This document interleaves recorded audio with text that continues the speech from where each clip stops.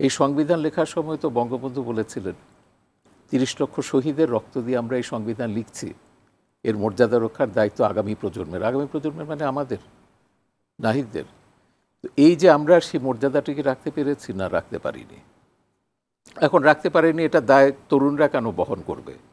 সরকার কর্মসংস্থান করতে পারছে না, চাকরি দিতে পারছে না, পাশ করে বেরোচ্ছে, জনসংখ্যা বাড়ছে, কিন্তু সেইখানে মুক্তিযোদ্ধাদের এই যে 30%, এটা যদি খোঁজ করে দেখেন, তদন্ত করে দেখেন, পিএসসি থেকেও বলা হয়েছে 10%ও মুক্তিযোদ্ধারা কোটা পূরণ করতে পারেনি।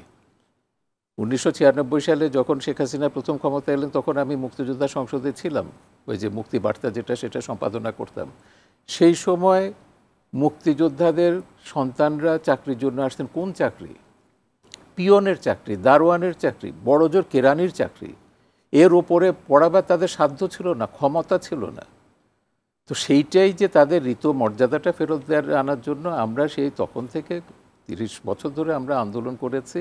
হাইকোর্টের ওই যে রায় যেটাকে হাইকোর্ট বলা হয়েছিল, যখন 500 টাকা নিয়ে করতে, হাইকোর্ট তখন সেখানে পরিষ্কার বলছেন, বিচারপতি খায়রুল হকের রায় এটা ছিল যে মুক্তিযোদ্ধারা এটা 500 টাকা যেটা ভাতা দেওয়া হচ্ছে, এটা ভাতা নয়, ভিক্ষা। মুক্তিযোদ্ধারা ভিক্ষা করবার জন্য দেশ স্বাধীন করেননি।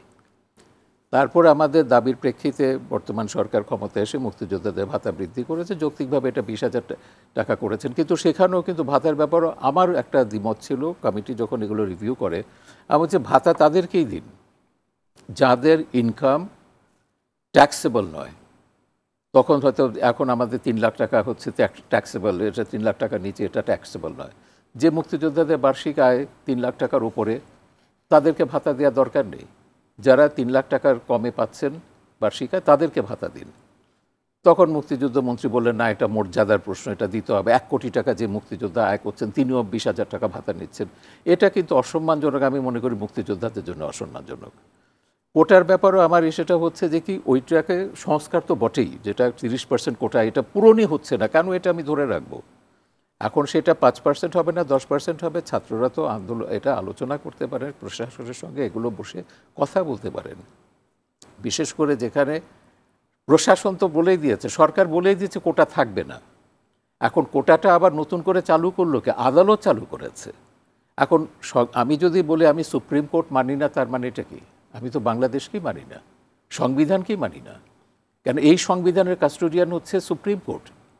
সুপ্রিম কোর্ট যেহেতু বলেছে কোটা দিতে হবে, মানে রাখতে হবে, কিন্তু আবার পরে এখন যেটা হচ্ছে যে কি কোটা বাতিল হয়ে গেছে।